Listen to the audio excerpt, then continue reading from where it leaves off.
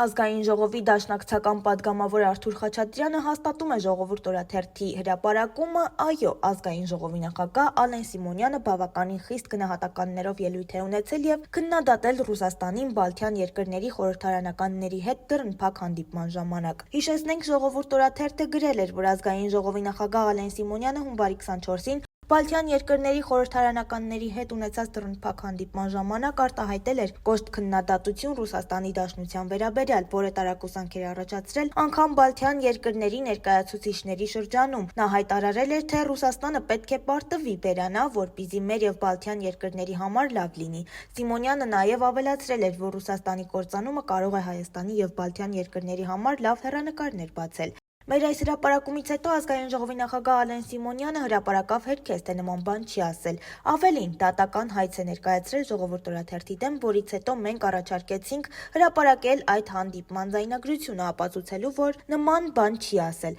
Ալեն Սիմոնյանը, սակայն, չի հրապարակում ոչ ձայնագրություն, ոչ տեսանյութ։ Ժողովուրդ օրաթերթը տեղեկացավ, որ այդ հանդիպմանը խորհրդարանական ընդդիմությունից մասնակցել է միայն Արթուր Խաչատրյանը, Հայաստան խմբակցության պատգամավոր։ Զրուցեցինք նրա հետ հասկանալու, թե այդ օրը իրականում ինչ է եղել։ Հանդիպմանը մասնակցած միակ օբյեկտիվ դիտորդը դուք եք, որ կասեք ինչ է ասել Ալեն Սիմոնյանը այդ օրը։ Գիտեք, հանդիպումը չեմ կարծում, թե գաղտնի էր, որովհետև բազմաթիվ մարդիկ էին ներկա, ճիշտ է, ընդդիմության կողմից միայն ես էի, բայց 5-6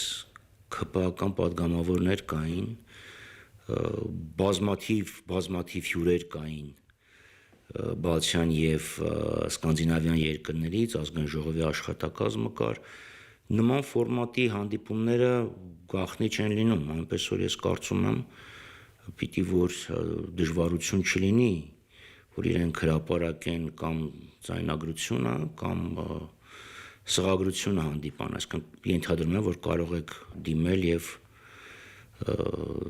ստանալ այդ տեքստը։ Տեղեկացնենք, որ Ժողովուրդ օրաթերթը նաև գրավոր դիմել էր Ազգային ժողովի նախագահին, պահանջելով տրամադրել մեզ հանդիպման ձայնագրությունը, տեսագրությունը, սակայն Ազգային ժողովից հրաժարվում են տրամադրել դռնփակ հանդիպման ձայնագրությունը կամ տեսագրությունը։ Ամեն դեպքում, ինչ է ասել իր խոսքում Ազգային ժողովի նախագահը, որ հիմա հետ է կանգնում։ Ժողովուրդ օրաթերթի լրագրողի հարցին պատգամավոր Խաչատրյանը պատասխանեց. Բառացի մեջ բերեմ ինչեր են ասվել, նախ չեմ էլ հիշում բառացի ինչի ասվել,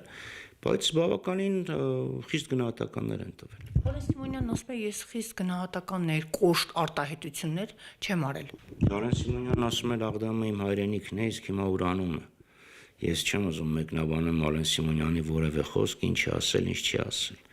Իմ տպավորություններով գնահատականները բավականին խիստ են։ Այսպիսով, բացի Ժողովուրդ օրաթերթի հրապարակումը, որը արվել էր հղում անելով Բալթյան երկրների խորհրդարանականներից ստացված տեղեկություններին, նաև Հայաստանի Հանրապետության Ազգային ժողովի պատգամավոր Արթուր Խաչատրյանը հայտարարեց, որ Ալեն Սիմոնյանը տվել է բավականին խիստ գնահատականներ Ռուսաստանի Դաշնության հասցեին։ Ինչու է հրաժարվում, դժվար չէ կանխատեսել Ամերիկայի Միացյալ Նահանգների նախագահ Դոնալդ Թրամփի ընտրվելուց հետո տեղի ունեցած աշխարհաքաղաքական կտրուկ շրջադարձից հետո, բայց փաստերը ավելի խոսուն են ու դատարան դիմելով հարց չի լուծվի։